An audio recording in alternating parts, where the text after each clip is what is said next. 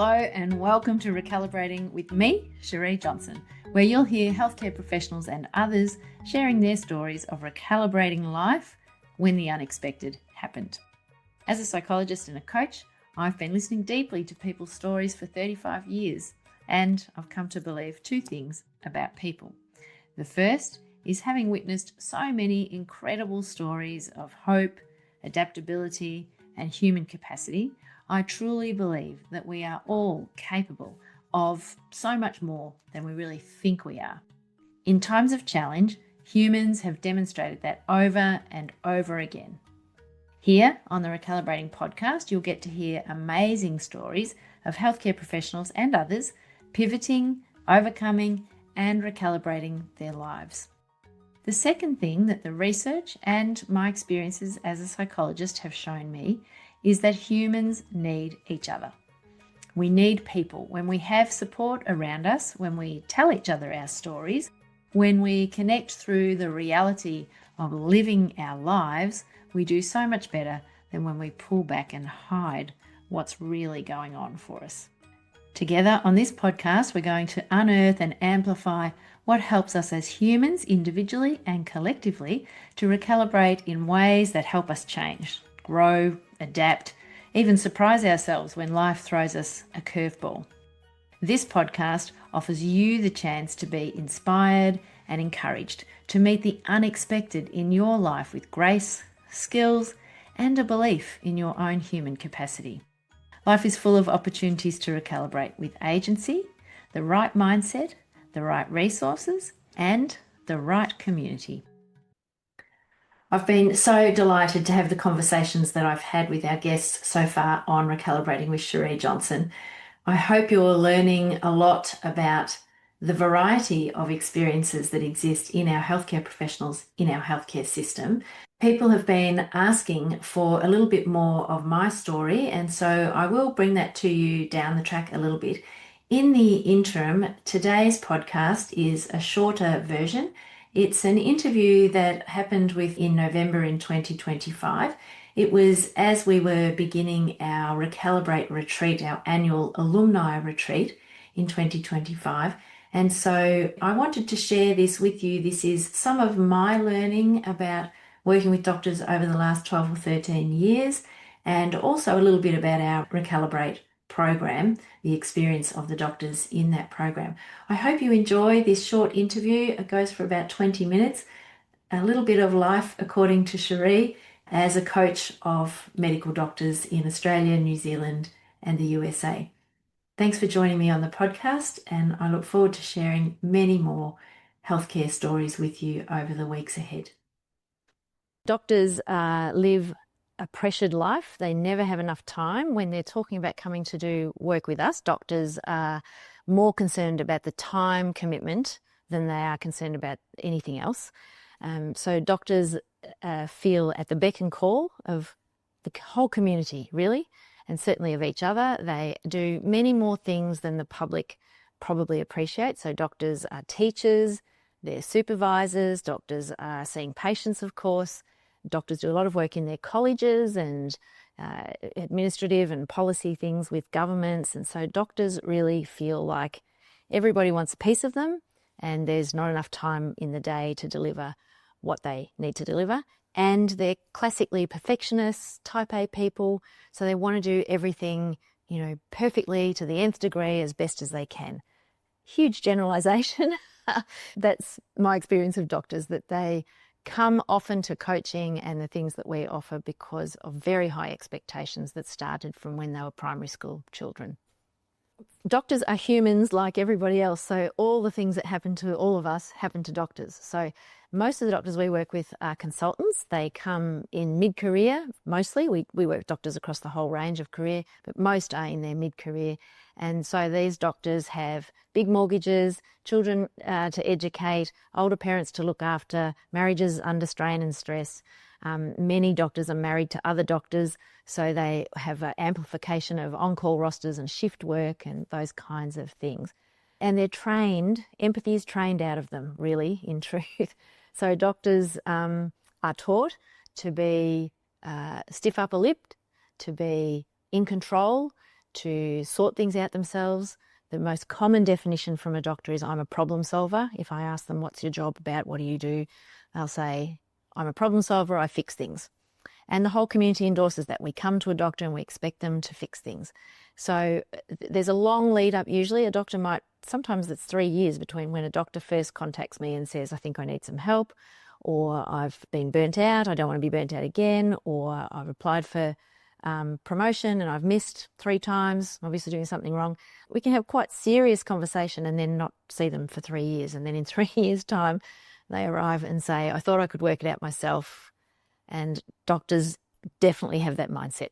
I can work it out myself. I'm the person who fixes things. So it's a big call to say, actually, maybe I do need some input from somewhere else. Often doctors will arrive at coaching and say, I know exactly what I need to do, I just can't do it. And they might have been living with that for a decade. So, it does take a long time for a doctor to take that extra step of, I need some help. And the question then is, and who would help me? And it's very often not another doctor. It can be, of course, but it's often, I need to speak to somebody outside of this system that I'm in. All the doctors I know are in the same kind of predicament. And questions of trust, like if I tell another doctor I'm not coping, what will that mean for my career? There's a lot of career reputational management goes on. I think that's changing, and that's good. We all need that to change. The younger doctors are much more willing to ask for help. Many of the doctors who come to work with us are mid-career consultants, and they say, can we do work with the younger people? They wish that they'd known the things they're learning off us at an earlier stage of their career.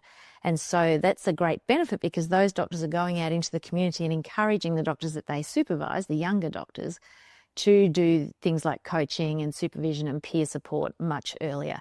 The younger doctors themselves are also getting different training at medical school.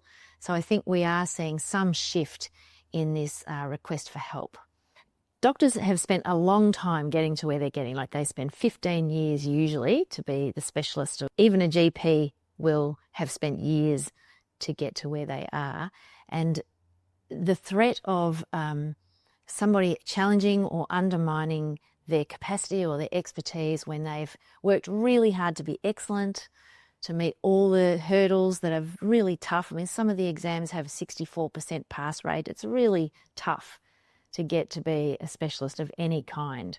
So to then be threatened with a review or an investigation, or even just to have an accident and make some minor error in their care of a patient, can feel like a really big threat.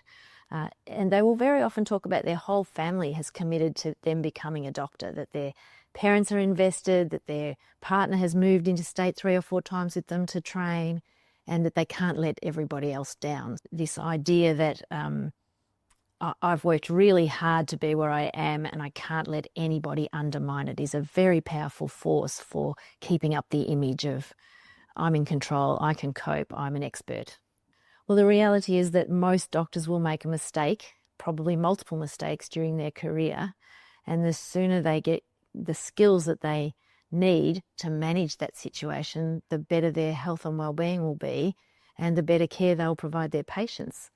And the reality is, when doctors tell another doctor, this happened, I made a mistake, or a patient died, or there was a misdiagnosis, or there was a medical error in surgery, it's very likely the doctor they tell will say, that's happened to me too. So it's much more common than they think. The cultural story is, don't show any weakness. And there is a long history of shame in medicine. There has been a lot of humiliation and shame used in the training of doctors. Again, that's decreasing and changing. It's still a real experience for many, many doctors. Well, there's more available than there used to be. If you're coming into our system, it's one-on-one coaching or group coaching, which is a peer structure, small groups. Many doctors go and have counselling. They do it in secret. And so it's helpful, of course, but it's not changing the culture or that general idea about, we need help and we should share, because that normalises things for all of us. So coming to coaching is a little bit more palatable for doctors to say. It's a skill building process. It's a forward focus process. Whereas counselling has the reputation, or therapy has the reputation of, I've done something wrong, or I'm weak, or I'm emotional, and it's about something that's already happened usually. So I think the option of coaching has opened up a new pathway for doctors that feels easier. And the research certainly says that it's helping doctors have more job satisfaction, less burnout, more self-compassion. So coaching is a great option to go for. There are lots of training options and supervision and so on in the colleges. Those things have been here for a long time and perhaps have perpetuated some of the cultural issues that we have. No bias here. It's really awesome to have these doctors here. Some of them have been here 5 years in a row. Some of them have been to other retreats in between. They can't wait to come here and do the work. I mean, when I started working with doctors 12 years ago, I couldn't imagine that anyone would want to come and have coaching, let alone come to multiple retreats and do this work over multiple years. And we know that development takes years. We're changing old habits. And so they're coming here now with stories of the difference that Recalibrate made in their work life. They show up and they say, I had a conflict with my boss this year and Recalibrate really helped me. And that's their shorthand for saying I had the skills to know how to navigate a really difficult conversation, or I had the skills to know how to take care of myself when things were getting pretty toxic at work. It's so heartwarming. I mean, it's unbelievable to me. I'm a non-doctor. I'm from outside, So to come here and be with 20 doctors who are anaesthetists, obstetricians, surgeons, GPs, all kinds of doctors from all different places, saying that they love their work. A lot of these doctors came to coaching or to Recalibrate saying, I don't think I can stay in clinical medicine. And sometimes people say to me, how do you feel about helping doctors leave medicine? And it's extraordinary. I'm not. Less than 1% of the people that we've worked with have left medicine. Most of them have said, this is amazing. I'm glad. I feel happy again to be a doctor, and I really thought that I couldn't go another day. So it's amazing to be here. I own coaching for doctors and I created Recalibrate, so I guess that's the main qualification. I'm a psychologist, I'm an executive coach, I'm a meditation teacher, and at the beginning of all of this, I was just curious about how can I use my skills to help doctors. They looked like they had some pretty big gaps, that they needed some different kinds of skills, and they've taken up the offer, so I guess that's what qualifies me. I arrived at this work with doctors pretty annoyed and damaged and cross about healthcare, and really with the patient in mind. And it became obvious pretty quickly that that's a drop in the ocean that's endless. Patients, I could work with 10,000 patients and nothing perhaps would change in the system. It might change for those patients. But if I can work with the doctors, they each can work with 10,000 patients and make a difference. And so for me, ultimately, this work is about patient care and patient well-being. The research is really clear. When the doctors are well, it has a direct impact on the patients. The patient health outcome is better. The patient experience of being in the healthcare system is better. The doctor has more longevity because they have more satisfaction in their work. And so now we have a sustainable health system. If we have doctors and other health professionals, if doctors feel like they can achieve what they actually came into medicine for, the meaningful part of their work, which is to help patients get better, then they want to stay. They love their clinical work. I mean, there's a very small portion of doctors who come for other reasons, but overall, doctors are incredibly invested in the safety of their patients and the well-being of their patients. They want to go home at the end of the day saying, I helped someone, I fixed someone, I improved someone's life. They don't want to go home saying, it's too hard to work in this system and all the problems that we have with health. They want to go home celebrating. When doctors are well, their performance improves. When their performance improves, that adds to their well-being. It's a virtuous circle. It's a double-headed arrow. Well-being is performance. Performance creates well-being, and patients are the winners. If you know that investing in your own well-being is going to give you longer career, happier career, more satisfying career, improved reputation, joy, that your family is going to get you coming home happier, generally a nicer person, then why wouldn't you make that investment? I mean, it's incredibly frustrating for me to have doctors ring up and say things are not going well for them in whatever version, or medicine isn't what they hoped it was going to be, or they're not able to deliver what they thought they could in medicine, and then not do anything about it.